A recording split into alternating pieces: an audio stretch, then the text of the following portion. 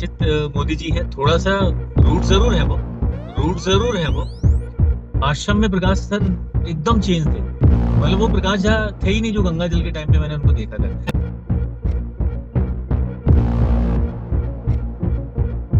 गोरा बंदा मतलब हीरो, सावला बंदा मतलब विलेन, सावला बंदा मतलब विलेन। 6 साल का बच्चा भी आजकल गाली दे देता है। एक्टर्स वाली फील्ड में तो बड़ा मारा मारी है, मतलब मारा मारी है, मतलब मारा मारी है, मतलब मेरे सामने कई बड़े बड़े आर्टिस्टों को उन्होंने अपने खो डाला है, क्योंकि 90% तो एक्टर ही हैं जो कुछ नहीं कर पाते तो कास्टिंग में आ जाते हैं। कि सर मैं बीजेपी से बोल रहा हूँ, जब तक आपका नाम नहीं होता तो कास्टिंग डायरेक्टर एक्टर को मतलब कंसीडर नहीं कुछ नहीं करते। समझते। काला है मतलब वो गुंडा ही है, विलन ही है। भाई अगर आपका नाम हो गया है तो फिर आपको कास्टिंग वाले या डायरेक्टर हर रूप में एक्सेप्ट कर लेंगे। स्टार पुत्र होते हैं, बड़े बड़े सेलिब्रिटीज के बेटे होते हैं, वो बनते हैं अपन लोग। हेलो व्यूवर्स, मैं हूं आप सभी का दोस्त और आज के एपिसोड का host and a very common man Ashish Kumar. So, viewers, our guest today is a talented Indian actor known for his impactful roles in films and web series. He rose to fame with powerful performances in Jai Ganga Jal and Ashram Season 3. He has also impressed audiences through popular TV shows. शायद आपने भी देखा होगा like CID and Tarak Mehta का उल्टा चश्मा. His dedication, passion, and versatility have made him a rising star in the entertainment industry. तो बिना देरी किए let's give a warm welcome to Neeraj Singh Rajput ji. Sir नमस्ते, कैसे हैं आप? एकदम फर्स्ट क्लास है। Sir thank you so much, आपने समय दिया द हिलरी टाइम्स को। और सबसे पहले मैं आपसे ये जानना चाहता हूँ कि एट प्रेजेंट सर क्या चल रहा है, किन चीज़ों में आप बिजी हैं और आपके जो फैंस हैं वो किस तरीके के प्रोजेक्ट कमिंग डेज में देखना पसंद करेंगे। देखिए अभी मैंने जस्ट एक कांस फेस्टिवल के लिए फिल्म की है, द साइलेंट सेकंड सोल। तो वो राजस्थान की एक मतलब रियल स्टोरी है प्रोस्टिट्यूट के ऊपर, जहाँ पे एक गांव है जिनका ये पुश्तैनी मतलब ये एक बिजनेस वही रहता कि उस जो गांव में 200-250 घर है, सारे घर का वही काम है, देह व्यापार का। तो उसमें मैंने एक नेगेटिव किरदार निभाया जो एक भाई का है, एक फैमिली का, जो पिंप रहता है और शहर से कस्टमर्स वगैरह लाता है। बहुत सारे, बहुत अच्छी फिल्म है और कांस में सबमिट हो गई है वो। मैं उम्मीद करता हूँ कि वो हमारी फिल्म शॉर्ट लिस्टेड होगी और सेलेक्ट होने के चांसेस हैं उसके, एकदम अलग कंटेंट है वो। रियली सो नाइस सर, हमें भी बड़ी खुशी होगी जितनी जल्दी आपका ये प्रोग्राम, जो ये आपका शो है, हमें देखने को मिलेगा। सर ये शॉर्ट मूवी है या वेब सीरीज है? एक्चुअली फुल लेंथ मूवी है ये। अच्छा ठीक है सर। इसके डायरेक्टर हैं जीत पठारू सर। तो हम्म। ये थिएटर में भी रिलीज हो गया आफ्टर हम्म। फ्रांस के। ठीक है। सर हमें पता चला कि आपने सर, आप एक लॉ ग्रेजुएट हैं। जी। तो लॉ ग्रेजुएट होने के बाद आप फिल्मों में कैसे आ गए? अच्छा खासा उसमें भी करियर था। तो ऐसे क्या कारण थे, या बचपन से आपकी इच्छा थी कि नहीं भाई एंटरटेनमेंट इंडस्ट्री में जाना है? मेरे लॉ करने के पीछे ना मेरी मम्मी का पूरा मतलब इसमें हाथ बोल सकते हैं आप, क्योंकि मेरी मदर भी लॉयर हैं हाई कोर्ट में, मध्य प्रदेश हाई कोर्ट में। तो मैं मुंबई 2005 में चला गया था। तब मैं बीकॉम कंप्लीट करके गया था। तो मैंने मुंबई से रह के पढ़ाई की थी लॉ की।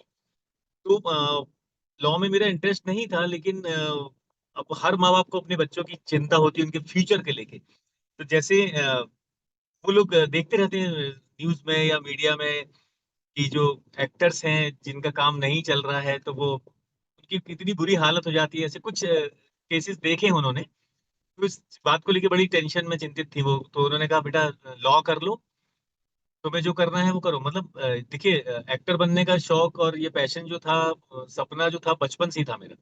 बचपन मतलब जब 10th के बाद होश संभाला तभी टीवी में जब मुंबई देखता था मैं, तो मुझे लगता था ये यार ये अपना सा लगता था, मुझे लगता यहाँ है कुछ अपना। तो बस वो चीज पलती रही, फिर मैंने थिएटर ज्वाइन किया। 2-3 साल इप्टा में मैंने काम किया, उसके बाद मैंने मुंबई का रुख किया, और मदर के बोलने पे मैंने लॉ कर लिया। उन्होंने बोला कि बेटा एक्टिंग में अगर जो स्टार पुत्र होते हैं, बड़े बड़े सेलिब्रिटीज के बेटे होते हैं, वो बनते हैं, अपन लोग का नहीं। तो मैंने बोला नहीं नहीं, मैं फिर भी करूंगा। तो उन्होंने बोला ठीक है, तुम्हें जो करना है करो, लेकिन लॉ कर लो।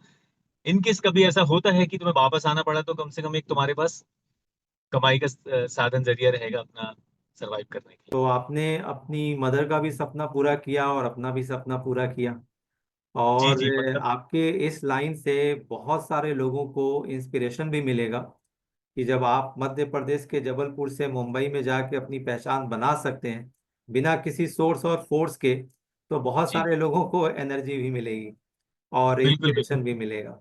सर, जी, आपके ऊपर नेगेटिव रोल कुछ ज्यादा ही दिखता है हमें, ऐसा क्यों सर?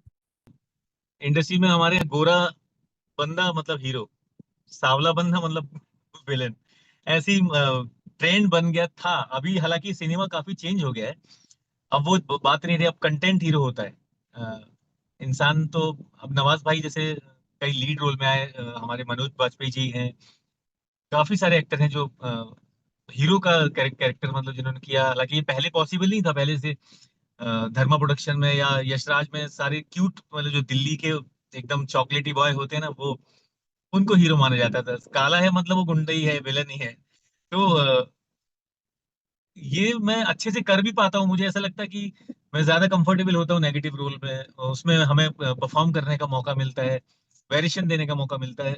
और हीरो का तो जो है फ्लैट चलता रहता है, अच्छा अच्छा अच्छा सब, उसमें ज्यादा वेरिएशन और ज्यादा कुछ होता नहीं। तो मुझे पसंद भी यही नेगेटिव ही कैरेक्टर पसंद है एक्चुअली। आपने कलर को लेके जो बात कही, अपने कई जी सारे इंटरव्यूज में मिठुन चक्रवर्ती ने भी सेम बात कही है।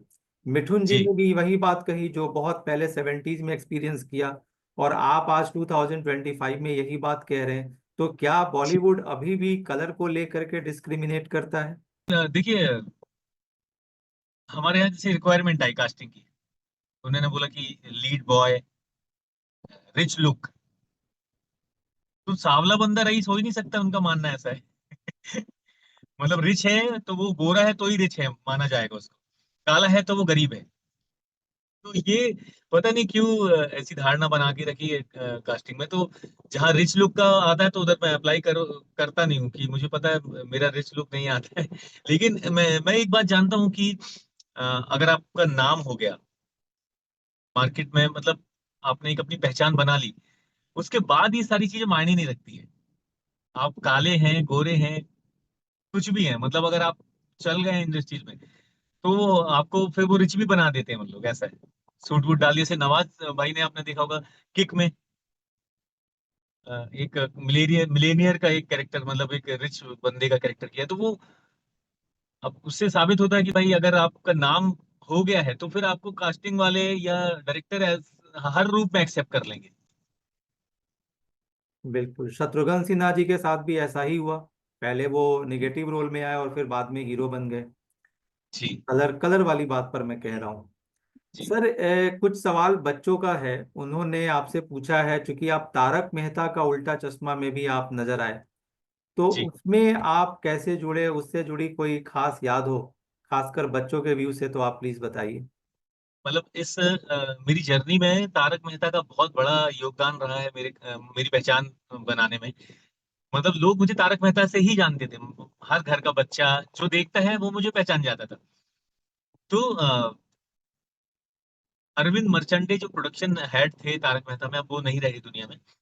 हाँ, मतलब अभी कुछ 8 साल पहले हार्ट अटैक से वो चले गए। तो बहुत अच्छे इंसान थे, बहुत हेल्पफुल, बिना किसी मतलब के, बिना किसी सोर्स पहचान की जरूरत नहीं, अगर आप टैलेंटेड हैं तो वो प्रोडक्शन में थे। लेकिन वो कास्टिंग भी देखते थे, हर चीज उनके हाथ में थी। जब से तारक मेहता स्टार्ट हुआ तब से वो उसको हैंडल कर रहे थे। तो मैं एक शो में, एक फंक्शन में था, तो विवेक जी थे प्रोडक्शन में, उनके असिस्टेंट थे। तो किसी के माध्यम से उनसे मुलाकात हुई कि ये नीरज जी हैं, एक्टर हैं। तब बहुत ज्यादा मुझे लोग जानते नहीं थे, काम भी मैंने ज्यादा किया नहीं था। तो विवेक जी ने बोले ठीक है, आप सेट पे आना कल। तो वो टाइम पे मतलब व्हाट्सएप पे प्रोफाइल वाला सिस्टम नहीं था, कम था। फोटो चलती थी, फोटो के पीछे आपका नाम, number, age, height, experience photo के पीछे लिखा जाता था उस टाइम पे। तो मैं पहुंच गया फिल्म सिटी जहाँ पे उनका सेट था। तो अरविंद जी से मुलाकात हुई, तो उन्होंने बोला ठीक है अपनी फोटो दे दो, दो चार एल्बम दिखाया उनको, तो उनको जो फोटो अच्छी लगी वो निकाल ली 4x6 की। लकीली 3 से 4 दिन में मुझे कॉल आया कि यार नीरज, एक कैरेक्टर है, एक दिन का है, चलेगा तुम्हें? एक गुंडे का है जो लड़की को छेड़ रहा है स्टॉल पे खड़ा होके। तो अब तारक मेहता का क्रेज ऐसा है कि मेरे से ज्यादा काम किए जो लोग थे बंदे, वो क्रेजी होते थे, मतलब उसमें काम करने के लिए, यार मुझे कहा तारक मेहता करना है, तारक मेहता करना है। तो मैंने हाँ बोल दिया, मैंने कहा नहीं सर करूंगा बिल्कुल। तो उसमें एक डायरेक्टर थे नीरज जी।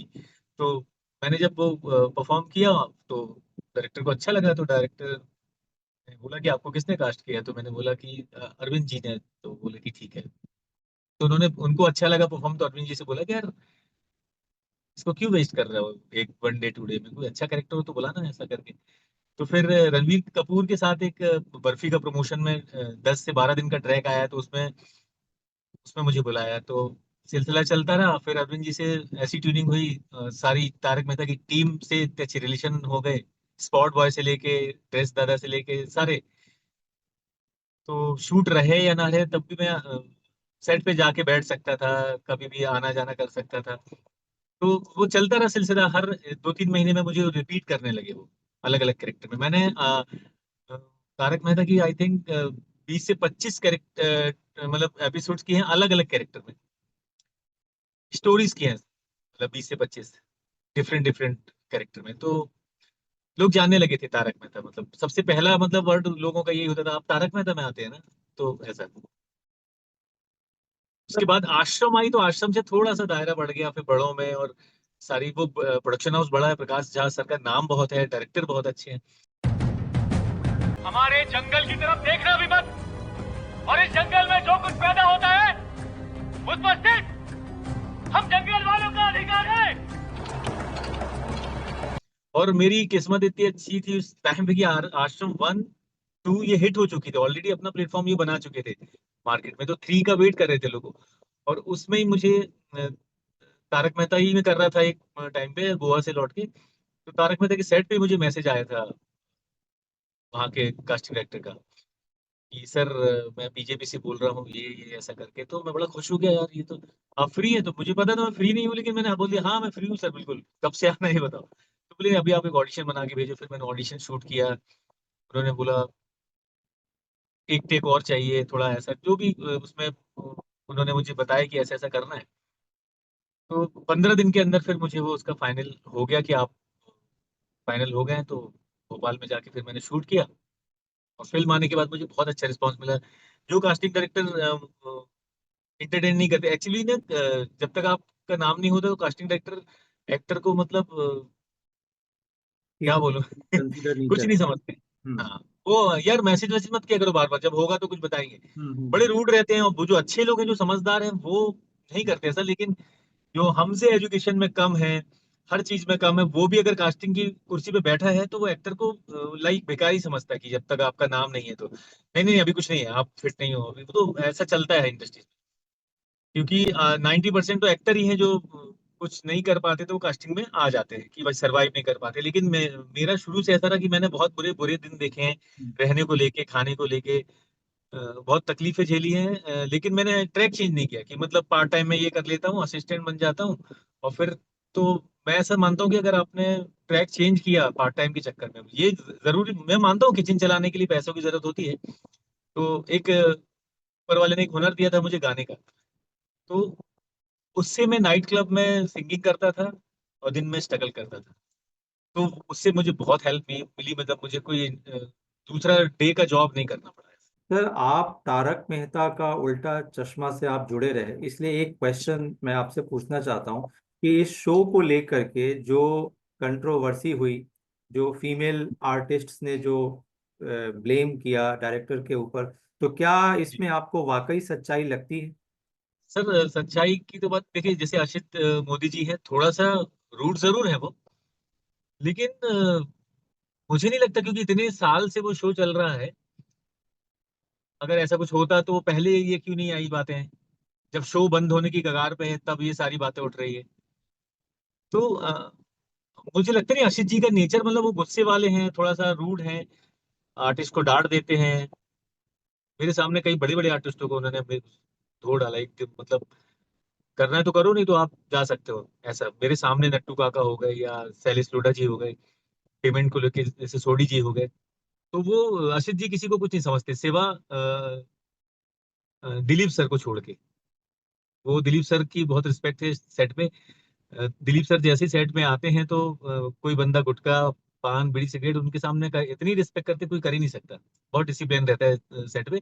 और मुझे मतलब थोड़ी सी इसमें सच्चाई तो नहीं लगती। अब बाकी तो वो खुद जाने जिन्होंने ये एलिगेंस लगाए हैं। क्योंकि इतने दिन के बाद अचानक से लोग सारे इकट्ठे आके बोलने लगे तो ये कुछ बात हजम नहीं होती है सर। लेकिन काफी लोग, जो लोग बोल रहे हैं या अभी भी बोल रहे हैं, वो काफी प्रोमिनेंट पर्सनालिटीज हैं। और जी एक बात मैं ये भी जानना चाहूंगा कि ये जो डायरेक्टर होते हैं, हम एक तरफ तो उनको रिस्पेक्ट देते हैं कि कैप्टन जी है, उनके अंडर में हमें काम करना है। अभी कुछ दिन पहले हमें टिटोरिया जी का इंटरव्यू करने का हमें अपॉर्चुनिटी मिला, जो फिल्म गंगा जल में थे और प्रकाश झा जी ने उस फिल्म को डायरेक्ट किया था। तो जी उन्होंने भी कुछ ऐसा ही कुछ ऑन कैमरा ये बताया कि प्रकाश जी भी जब फिल्में डायरेक्ट करते हैं तो उनका जो वे ऑफ ट्रीटमेंट होता है टुवर्ड्स एक्टर्स, वो अप टू द मार्क नहीं होता।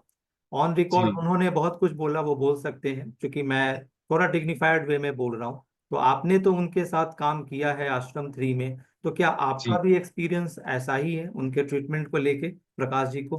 देखिए, गंगाजल 2 में जब था तो मुझे बोला गया था कि मानव कौल है उसका एक राइट हैंड है वो उसका। तो मैंने कहा रितिम श्रीवास्तव थे जो अभी रक्तांचल के डायरेक्टर हैं, काफी बड़े बड़े अच्छे काम कर रहे हैं, वो प्रकाश झा के एसोसिएट थे, प्रकाश सर के। तो उन्होंने बोला नीरज कर ले ये, मना मत करना, तो बाद में इसका अच्छा रिस्पॉन्स मिलेगा। तो मैंने रितिम जी के बोलने पे गंगा जल 2 में कर लिया। उसमें कुछ भी नहीं था मेरा, एक आध जगह डायलॉग था प्रकाश सर के साथ, फोन में कन्वर्सेशन था। बाकी तो मैं पूरी टीम के साथ भीड़ में बोल सकते हो आप, जो गुंडों की गैंग होती है ना। बस फर्क ये था कि आगे था थोड़ा, मैं पीछे नहीं था। तो वो गंगा जल में जब मैंने एक्सपीरियंस किया कि सर थोड़ा सा सेट पे हाई टेम्पर रहते हैं, नो डाउट। दिल के बहुत अच्छे इंसान है, टैलेंटेड है, लेकिन बहुत जल्दी उनको गुस्सा आ जाता है, असिस्टेंट को आर्टिस्ट को डांट भी देते हैं। तो मैं उनसे डरा हुआ तो था कि यार ये तो बड़े डेंजर है, कहीं मेरे नंबर ना आ जाए, कहीं कोई लाइन गलत या कुछ परफॉर्मेंस या कुछ प्लेसमेंट मोमेंट को लेके गलत हो गया तो कहीं मुझे डांट ना दे। तो गुस्से वाले तो हैं वो, बैंड बजा देते हैं, मतलब सेट पे अगर किसी ने गलत किया तो उनको बिल्कुल पसंद नहीं है। जब मैं आश्रम में गया तो वही डर लेके गया मैं कि प्रकाश झा सर के साथ काम कर रहे हैं। अब ये थोड़ा सा अंदर डर रहता कि अगर मैं डायलॉग भूल गया या डायलॉग में कुछ गड़बड़ी हो गई, अब भी मैं गाली ना पड़ जाए मुझे। लेकिन आप बिलीव करें कि आश्रम में प्रकाश सर एकदम चेंज थे। मतलब वो प्रकाश झा थे ही नहीं जो गंगा जल के टाइम पे मैंने उनको देखा था। छोटे लाल जी, मेरा नाम छोटे लाल भुइयां था उस कैरेक्टर में। तो छोटे लाल जी आइए, तो मैंने उनके पैर छुए, क्योंकि मेरी मम्मी ने सिखाया है कि हर बड़े इंसान को जो है तो उनको रिस्पेक्ट करने के लिए उनके पैर छुए। लेकिन इंडस्ट्री में कई लोग इसको चापलूसी बोलते हैं, कहीं कुछ लेकिन मैं उसकी परवाह नहीं करता। जो उस लायक है तो मैं उनको रिस्पेक्ट देता हूँ। वो सामने वाला कुछ भी समझे, संस्कार के हिसाब से मैं चलता हूँ। तो उसी डर में था मैं। तो मेरा कॉन्फिडेंस तब आया जब मुझे क्या लगा कि जैसे गंगा जल में था, राइट हैंड लेफ्ट हैंड खड़े आएंगे और ये डायलॉग भी होंगे तो और भी 5-6 लोग होंगे उसमें, मेरा डायलॉग है ये जो। लेकिन जब मैं होटल से सेट पर पहुंचा तो मुझे गाड़ी वैनिटी वैन तक ले गई। तो उसमें लिखा था छोटे लाल भुइयां, नीरज सिंह राजपूत। तो बड़ा शॉक्ड हो गया यार, मैंने कहा ये क्या हो गया। तो मुझे लगा 5-6 लोग वैनिटी वैन में होंगे। लेकिन वो सिंगल वैनिटी वैन थी। लेकिन गंगा जल के टाइम पे मैं टेंट में था, जो टेंट में 10-12 लोगों को घुसेड़ देते हैं, जाओ भाई चेंज करके आओ, तो सब ओपन ग्राउंड में खड़े होकर कुर्ता चेंज कर रहे हैं। तो मुझे उधर इम्पोर्टेंस कैरेक्टर की समझ में आई कि मुझे वैनिटी मिली है, वैनिटी में नाम लिखा हुआ, ये मेरे लिए बहुत बड़ी बात थी। तो उससे मैंने रियलाइज किया कि कैरेक्टर अच्छा है शायद। तो फिर थोड़ा कॉन्फिडेंस आया। हम्म। कॉन्फिडेंस आने की वजह से डर थोड़ा निकल गया। हम्म। और अगर आपको डायलॉग प्रॉपर याद है, सब है, तो कहीं ना कहीं डर चला जाता है। तो जब सर से मिला, मैं जैसी सेट पे पहुंचा, जंगल के सीन था पहला वाला, बॉबी सर के साथ। तो जिन्होंने कास्ट किया था वो, नीरज जी डायलॉग याद है ना, कंफर्टेबल हो ना आप? हाँ, मैंने कहा मैं कोशिश करूंगा अच्छे से अच्छा करने की, आप टेंशन मत लो। परफॉर्म किया तो जब डायलॉग बोला तो प्रकाश सर ने तुरंत वो कैमरामैन को बोला कि वो छोटीलाल भुइयां को जूम मारो। तो समझ में आ गया उन लोगों को। तो फिर जैसे जैसे होता गया, वन टेक हो गया, थोड़ा और बिल्डअप हो गया, फिर मेरा वो गन शॉट वाला जो सीन था वो आया। तो उसमें ये था कि उसमें गाली है उस सीन में। तो पहले मुझे जो स्क्रिप्ट मिली थी गाली थी, जब सेट पे गया तो उसमें गाली एडिट कर दी थी सर ने। तो असिस्टेंट आया कि सर ये गाली एडिट कर दी है सर ने। मैंने कहा ठीक है। लेकिन गाली एडिट करने की वजह से वो सीन थोड़ा सा डाउन सा जा रहा था, और सेट पे सब डरते हैं प्रकाश सर से, जो 1 2 3 कर रहे थे जो सारे पुराने एक्टर्स ना। तो जब मैं पहुंचा तो मैंने कहा क्या करूं, तो मैंने एक रिस्क लिया। मतलब मैंने ये सोचा कि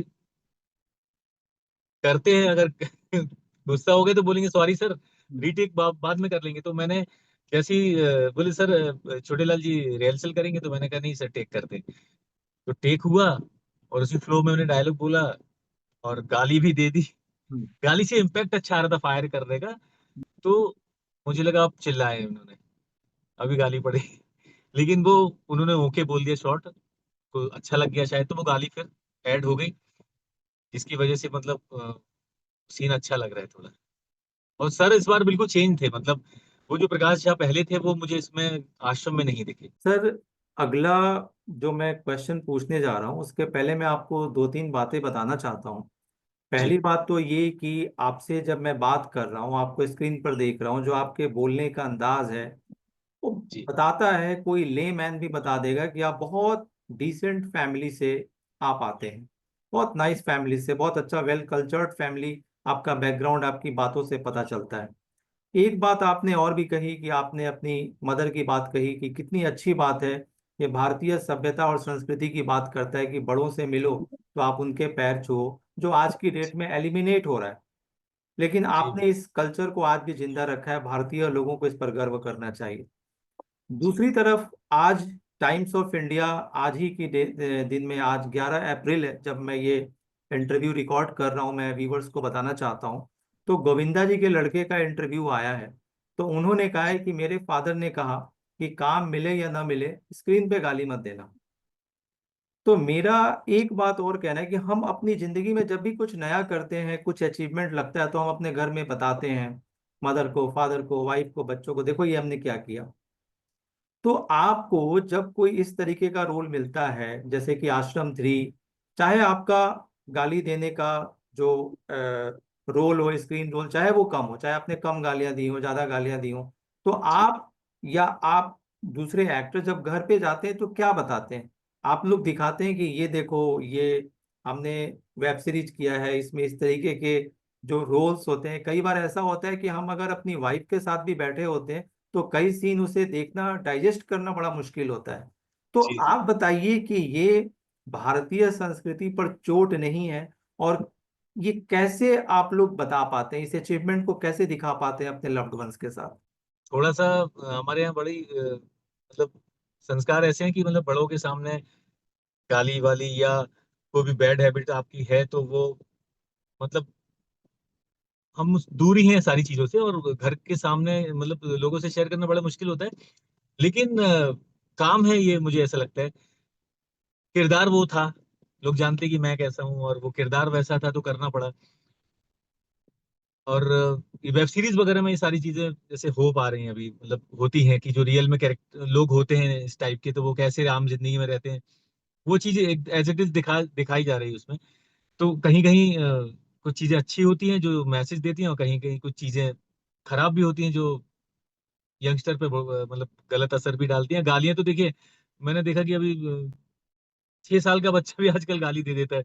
अब वो पता नहीं कैसे ये सोशल मीडिया और ये सारी चीजों की वजह से बच्चे। सर, एक बात मैं आपसे जानना चाहता हूँ कि 18 साल से कम उम्र के बच्चे रेप और, मतलब रेप और रॉबरी और बहुत सारी चीजों में इन्वॉल्व पाए गए। इसको लेकर के पूरे भारत में इसको लेकर के चर्चा हो रही है। तो क्या हमें सिर्फ ये कह के स्क्रीन पर दिखाना चाहिए, हम रेप को भी दिखाएं, लाइव रॉबरी को भी दिखाएं कि ये तो हमारे भारत में हो रहा है। गालियां दे रहे हैं, ठीक है, हम इसे इनकार नहीं करते कि हमारे भारत में गली गली में लोग गालियां देते हैं, पर हमने दिलीप कुमार जी को, अमिताभ बच्चन जी को, शत्रुघ्न सिन्हा जी को, विनोद खन्ना जी को, मिथुन चक्रवर्ती जी को हमने कभी किसी को गालियां देते हुए नहीं देखा। सिर्फ ये कह के तो हम इसको जस्टिफाई नहीं कर सकते, और खास करके आप जैसे डिसेंट एक्टर से तो हम ये उम्मीद नहीं कर सकते।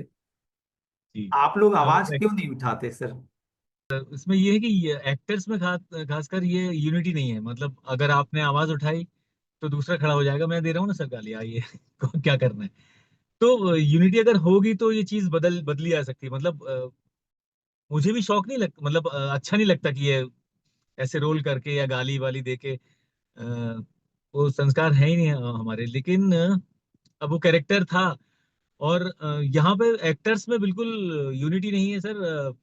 अगर किसी कोई अच्छा अच्छा काम नहीं है या वो नहीं कर सकते तो अपन ने मना किया तो दूसरा खड़ा है करने के लिए। आप आपने जिसमें आजकल बजट का भी ऐसा सिस्टम होगा कि आपने जो बजट बोला है उससे आधे में दूसरा तैयार है, उसके बाद फिर जो आधे में कर रहा हो उससे आधे में करने तीसरा तैयार हो, चौथा वाला फ्री में करने तैयार है। तो बहुत सारी चीजें हैं जो यूनिटी को ब्रेक करती हैं ये। तो मुझे लगता है अगर और यूनिटी मुझे पॉसिबल लग नहीं रही है, क्योंकि बीच में सिंटा ने भी जो हम लोग का हमारा जो कन्वेंस को लेके आवाज उठाई थी, तो प्रोडक्शन ने ऑन स्क्रीन और या मीडिया के सामने एक्सेप्ट कर लिया, हाँ ठीक है देंगे। लेकिन कन्वेंस जैसे अभी भी नहीं दिया जाता, कहीं दिया जाता कहीं नहीं।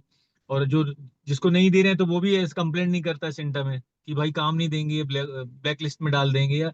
तो ये एक्टर्स वाली फील्ड में तो बड़ा मारा मारी है, मतलब काम के लिए सर।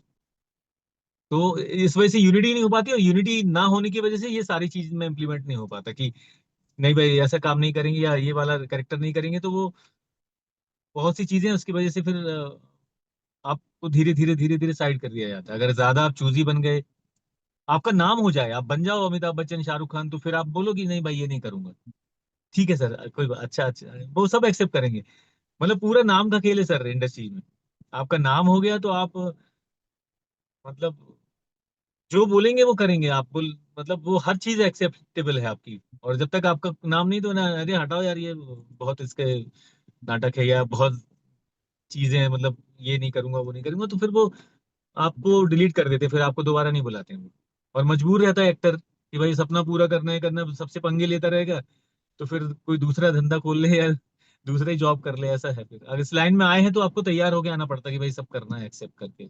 बहुत हद तक ये गला काट प्रतियोगिता कंपटीशन कह सकते हैं। बिल्कुल सर, बड़ी। ये भी बात आपने बिल्कुल सही कही कि माइट इज राइट। अगर आप उस पोजीशन पर हैं तो आप चूजी हो सकते हैं, बिल्कुल आपकी बात सही है अपनी जगह पे।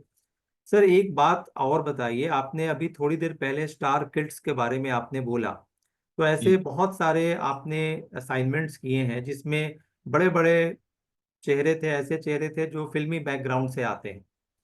तो बहुत सारे हम एक्टर्स को देखते हैं कि जब उनके साथ काम करते हैं, खासकर स्टार किड से, तो वो उनकी तारीफ ही करते हैं, बहुत अच्छा ट्रीटमेंट मिला, बहुत अच्छे हैं, डाउन हैं। आप बताइए कि आपका ऑनेस्ट एक्सपीरियंस क्या है, आप ऑनेस्टली बताइए कि क्या ये जो स्टार किड्स हैं, ये वाकई जो नॉन फिल्मी बैकग्राउंड से जो लोग आते हैं उनके साथ ये वाकई अच्छा ट्रीटमेंट देते हैं? देखिए जैसे मैंने बॉबी सर के साथ काम किया, तो वो तो बहुत कूल हैं, बहुत डाउन टू अर्थ हैं वो। रणवीर कपूर जब आए थे सेट पे, तो मुझे उन्होंने बता दिया था कि ये लवली सिंह, हमारे हमने रीडिंग कर ली थी एक बार वैनिटी में। तो वो भी बड़े डाउन टू अर्थ, मतलब जब वो सेट पे आए तो हाय मैं रणवीर कपूर, तो हम लोग हंसने लगे सर आप आपको बताने की जरूरत है। तो उनका बिहेव अच्छा था, बहुत अच्छा, मतलब बल्कि मैंने ये देखा कि जैसे अर्जुन कपूर हो गए, तो मैंने एक ऐड किया था अभी इंडियन रेसिंग लीग उनके साथ, तो थोड़ा सा सारे लोग तो नहीं, लेकिन जैसे रणवीर सर अच्छे थे, बॉबी सर अच्छे थे, अर्जुन कपूर थोड़ा सा रूड थे। मतलब वो फोटो को, मैं तो वैसे भी फोटो के लिए जाते ही नहीं, जैसे कि मतलब पता नहीं क्यों अंदर से जैसे कि सर फोटो निकालना है, जो वर्किंग स्टिल मिल गई तो मिल जाती है मुझे। तो वो मैंने बाकी लोगों के साथ देखा कि बहुत रूड थे वो, कि अगर वो उनसे शॉट नहीं हो पा रहा है या दो तीन टेक जा रहे हैं तो वो अपना गुस्सा, यार तुम इसको इसको हटाओ सामने से, ये हंस रहा है, ये देख रहा है, ये क्या आप, ये तो सामने कोई नहीं चाहिए मुझे। तो मैं ऐसा मानता हूँ कि जब परफॉर्मर जो होता है वो उसके सामने कोई भी खड़ा रहे, जब कैमरा ही खड़ा है आपके सामने तो किसको किसको हटाओगे आप। तो कहीं ना कहीं ये लोग ना, अगर कुछ परफॉर्म उनका खराब है तो ये पब्लिक को या असिस्टेंट को, दूसरे लोगों को ब्लेम करने लगते हैं। यार ये आवाज आ रही बाहर से, वो बंद करवाओ। ये तो हम समझ जाते हैं कि अभी ये इधर उधर वो करके कि भाई मैं तो सही कर रहा हूँ, ये इधर आवाज आ रही है इसलिए डिस्टर्ब। लेकिन एक अच्छा एक्टर जो होता है उसको कहीं की भी आवाज आए, सामने खड़ा होकर हंस रहा हो बंदा, आपको चिढ़ा रहा हो खड़े होके कैमरे के पीछे से, लेकिन परफॉर्मर जो है वो परफॉर्म करेगा। तो सारे तो नहीं, लेकिन कुछ लोगों में जैसे जिनके साथ मुझे काम करने का मौका मिला उनके बारे में बता सकता हूँ मैं। सर अभी हमने देखा लीजेंड एक्टर मनोज कुमार जी हमारे बीच नहीं रहे, जी। और उनके क्रिमेशन पर उनके टाइम के लोग पहुंचे जी। लास्ट राइट्स में। तो आप जिस जनरेशन को बिलोंग करते हैं, तो आपके जनरेशन पर एक ब्लेम लग रहा है कि जो नए फेसेस हैं, अब आप लोग के नाम से बॉलीवुड जाना जाएगा, टीवी इंडस्ट्री जाना जाएगा। तो नए जनरेशन में से मेरे ख्याल से, या जो लोग कह रहे हैं कि लगभग कोई भी उस क्रिमेशन में शरीक नहीं हुआ। तो क्या ये जो ट्रेंड है, पहले तो आप ये बताइए कि आप मनोज कुमार जी को कैसे याद करते हैं, कैसे उनको जानते हैं, और मैं आप तो या आपकी जनरेशन का कोई एक्टर अगर नहीं जाता है तो क्या इसे अच्छी शुरुआत माना जाएगा? नहीं सर, जैसे मनोज जी की बात करें तो जो अपना इंडिया भारत, तो मैं भारत को देखता हूँ कि भारत वैसे ही हो, मतलब उसका कोई इमेज तो नहीं है भारत का।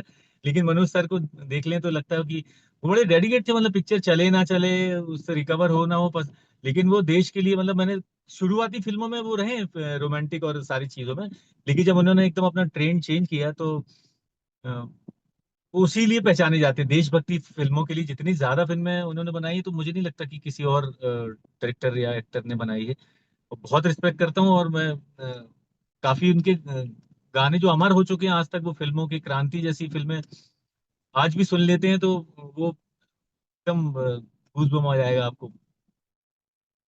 मैं तो बहुत रिस्पेक्ट रिस्पेक्ट करता हूँ, और मैं मुंबई में था नहीं, नहीं तो मैं कैसे भी पहुंच जाता उधर पे। मतलब तारक मेहता में जितने सारे, जैसे नट्टू काका, हाथी भाई, इनकी जब डेथ हुई तो मैं अवेलेबल था, तो मैं पहुंच गया था। हमें तारक मेहता में जब भी ऐसा कुछ होता है अच्छा या बुरा, तो एक मैसेज आता है प्रोडक्शन की तरफ से कि ऐसा ऐसा हो गया है यहाँ पे, तो अंतिम संस्कार किया जाएगा, तो हम पहुंच जाते हैं। अगर मैं यहाँ होता तो डेफिनेटली जाता, क्योंकि मतलब आपका फर्ज बनता है, और मतलब एक रिस्पेक्ट होती है कि मतलब एक महान कलाकार हमारे बीच से चले गए हैं, तो ये बहुत तकलीफ वाली बात होती है। हालांकि ये अलग बात है कि ये सच्चाई है जिंदगी की, मतलब आज सबको एक ना एक दिन ऐसे सबके साथ होना है जो, तो मुझे लगता है कि किसी की मतलब खुशियों में ना जाए, लेकिन ये इसमें तो बगैर बुलाए आपको कैसे भी पहुंच जाना चाहिए। लेकिन अभी आजकल अ, लोग उसके यहाँ जाते हैं जिनके पास जाने से उनको कुछ फायदा मिले। जैसे कोई चला गया तो उसका कोई बेटा बाकी है, या फैमिली का जो प्रोड्यूसर है या बड़ा चेहरा है, तो वो चला गया, वो तो चला गया, लेकिन उनको दिखाने के लिए लोग जाते हैं। अब उनने कहा मनोज कुमार जी तो लास्ट थे, उनके बेटे भी इस फील्ड से नहीं है, तो लोग हर चीज में अपना फायदा देखते हैं एक्चुअली। अरे यार कौन जाएगा, टाइम वेस्ट होगा, उनको शूट है या रिलेवेंट जो भी। नहीं लगे। जी। सर सलमान खान जी भी मध्य प्रदेश से आए थे, आप भी मध्य प्रदेश से आ रहे हैं, जबलपुर से। तो कभी ये फील हुआ कि जब वो ये नाम कर सकते हैं तो मेरे लिए भी दिल्ली दूर नहीं है, बहुत जल्दी मैं भी वो सेम पोजीशन अचीव करूंगा? जी, बस सपना तो यही है कि सलमान भाई के साथ, शाहरुख जी के साथ, सबके साथ काम करने का मौका मिले। अभी तो हालांकि मैं अपने आप को मानते नहीं हूँ कि बस ये मान सकते हैं कि उस रास्ते पर हूँ मैं जहाँ मंजिल में पहुंचना है मुझे। बहुत ज्यादा ख्वाहिश भी नहीं है, मतलब इतना कि बस इतना भगवान दे दे कि किसी को बताना ना पड़े कि मैंने ये काम किया है। अच्छा, हाँ हाँ हाँ, उसमें देखा है आपको। मैं सक्सेस उसको मानता हूँ कि जब आप किसी को बोलना ना पड़े कि आप कौन है, आपने क्या किया है, तो तब मैं समझूंगा कि सक्सेस है। और है तो सपना मेरा स्टार बनने का, हर इंसान एक्टर हीरो ही बनने जाता है एक्चुअली मुंबई। कोई ये सोच के नहीं जाता कि मैं विलेन बनने जा रहा हूँ या कास्टिंग डायरेक्टर बनने जा रहा हूँ। जैसे कुछ लोग बोलते हैं कि मैं सपना लेके आया था मुंबई की कास्टिंग डायरेक्टर बनूंगा बहुत बड़ा। तो ये कास्टिंग कोई एक्चुअली ये पोस्ट ही नहीं है, जबरदस्ती की बनाई हुई एक पोस्ट है। लोगों ने अपना सरदर्द दूसरों के सर पे मढ़ दिया है, वो उसको कास्टिंग वो वैसा हो गया सीन। तो अभी पहले तो ऐसा होता था कि काम बड़ा डायरेक्टर से आप डायरेक्ट मीटिंग कर लेते थे, उनके ऑफिस के नीचे बैठे रहते थे 10 बार, साल भर तक चक्कर लगाओ तो एक दिन फिर वो काम देता था आपको। लेकिन अभी डायरेक्टर तक पहुंच ही नहीं पाते हैं आप। जब आप कास्ट होते हैं उसके बाद आपको डायरेक्टर के सामने जाने का मौका मिलता है। बहुत सारी चीजें ऐसी सर। आप जब फिल्मों में नहीं आए थे तो आपने भी, आप जब फिल्में देखते होंगे, टीवी देखते होंगे, तो आपके फेवरेट एक्टर और एक्ट्रेस कौन थे, और क्या जी अमित आपसे मिलने का मौका मिला मुंबई आने के बाद? जी अमिताभ बच्चन जी मेरे फेवरेट थे शुरू से। और दिलीप साहब थे। दिलीप साहब से तो मिलने उसका मतलब उनसे मिलने का मौका नहीं मिल पाया, लेकिन अमित जी से मिला था। सत्या 2 की स्क्रीनिंग हो रही थी ताज में। तब नितिन रैकवार जो जिन्होंने राइटर हैं वो, जिन्होंने खल्लास, बच के तू रहना और ये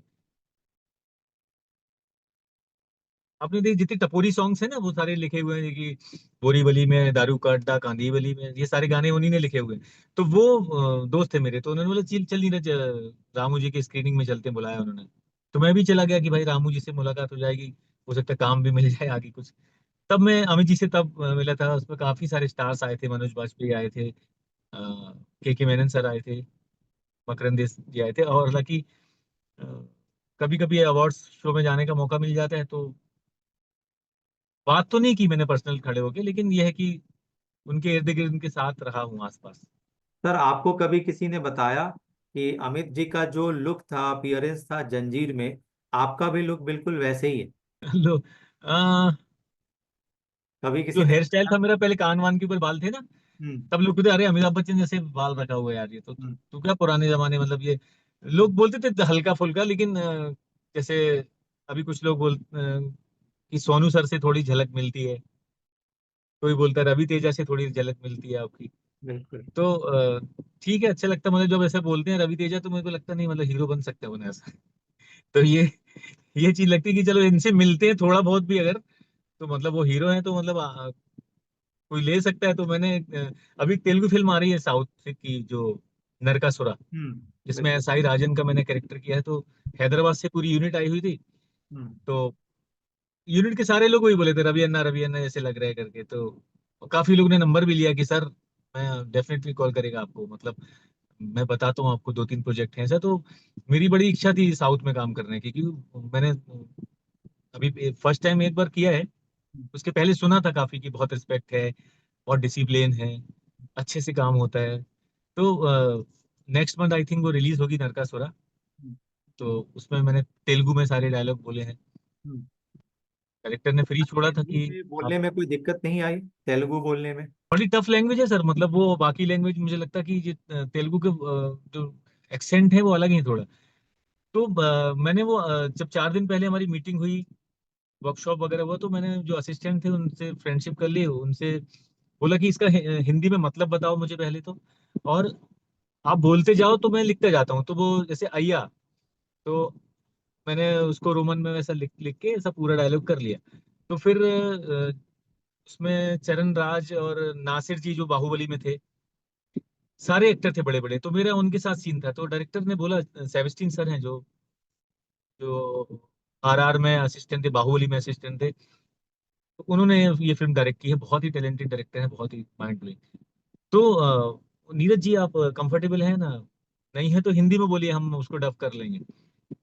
तो मैंने वो, क्योंकि सीनियर आर्टिस्ट हैं वो नाराज हो सकते हैं अगर ज्यादा टेक लिए, तो मैंने कहा सर एक बार ट्राई करता हूँ, नहीं होगा तो हिंदी में कर लेंगे। तो मुझे मैंने उसको चैलेंज के रूप में लिया कि यार मैं ऐसा मतलब कर क्यों नहीं सकते भाई, जब वो लोग तेलुगु वाले हिंदी में इधर आके बोल सकते हैं तो कोशिश करने में क्या बुराई है। आसान रास्ते तो बन जाते हैं बाद में, लेकिन मैं कई बार को चैलेंज को एक्सेप्ट करते, तो मैंने वो किया। थोड़ा घर में प्रैक्टिस करता रहा, याद कर लिया, और जाके मैंने धड़ाधड़ धड़ाधड़ धड़ाधड़ बोल दिया। उसमें डायलॉग था कि अय्या మీకు కానీ शिवा गाड़ी की कहानी अड्डू पटालनी का दैया। కనిశమ శివగాడి బండి చందే తేల్సిదయ్య మన బండిని వీలికుండా అదేమ సబ్కుండా నేరుగా కిదిగుంటది మల్లాది నడి విడల మల్లాది నడికి పెళ్ళైనట్టు గాని విడలు నట్టి గాని ఎనాది వెళ్ళేది सर ये डायलॉग था उसमें। मतलब आपने क्या बोला सर? ये एक्चुअली एक सीएम रहते हैं, सीएम की का जो ट्रक है वो हमेशा गुजरता है, तो जो उसमें हीरो रहता है हमेशा वो ट्रक लेके गुजरता था मेरी पोस्ट से, तो मैं उसको रोकता नहीं था, निकल जाता था। उस दिन वो हीरो नहीं होता उस ट्रक में, तो उसमें ड्रग्स वगैरह होते हैं, तो मैं रोक लेता हूँ। तो वो मंत्री का नाम बताता है, मैंने बोला गाड़ी चेक करता हूँ, मैं उसको जब्त करता हूँ, बोला कि कोई भी हो चल, मेरे को कोई मतलब नहीं इसमें ड्रग्स है करके। तो वो आते हैं कि तेरी हिम्मत कैसे हुई ये सब करने की, तो मैं बोलता हूँ कि सर अगर मुझे पता होता कि ये आपकी गाड़ी तो मैं नहीं रोकता, मुझे तो पता है जब वो हीरो का नाम लेके जब वो आते थे तो मैं तो गाड़ी नहीं रोकता था, जाने देता था, लेकिन इसमें ड्रग्स है और अ, इसलिए मैंने गाड़ी रोकी। और अगर आप ये सब सारी मतलब उनसे वो उनको वो करता हूँ कि भाई मैंने इसलिए गाड़ी रोकी क्योंकि इसमें वो हीरो वो बंदा नहीं था जो, और मुझे थोड़ी पता था कि आपकी गाड़ी है, मुझे पता होता तो मैं नहीं रोकता, और इसमें ड्रग्स था तो इसलिए मैंने ये गाड़ी रोकी सर। और आप जिसकी बात कर रहे हैं वो ऐसे ही सब सारे डायलॉग थे सर उसमें। सर आपसे एक रिक्वेस्ट है, क्योंकि आप जी गाते बोलिए सर। अच्छा हैं, तो अगर आप अपने फैंस के लिए कोई अच्छा सा जो भी आपको पसंद हो 2 लाइनें गुनगुना दें तो बहुत अच्छा रहेगा। आज मौसम बड़ा बेईमान है, बड़ा बेईमान है, आज मौसम आने वाला कोई तूफान है, कोई तूफान है, आज मौसम काली काली घटा ढल रही है, ठंडी आहें हवा भर रही है, सबको क्या क्या गुमा हो रहे हैं, हर कली हम पे शक कर रही है, फूलों का दिल भी कुछ बदगुमान है, आज मौसम बड़ा। Thank you. बहुत खूब सर, बहुत खूब, वाकई आपसे बात करके बहुत अच्छा लगा। तो व्यूवर्स, आज का एपिसोड आपको कैसा लगा आप कमेंट करके बताइएगा।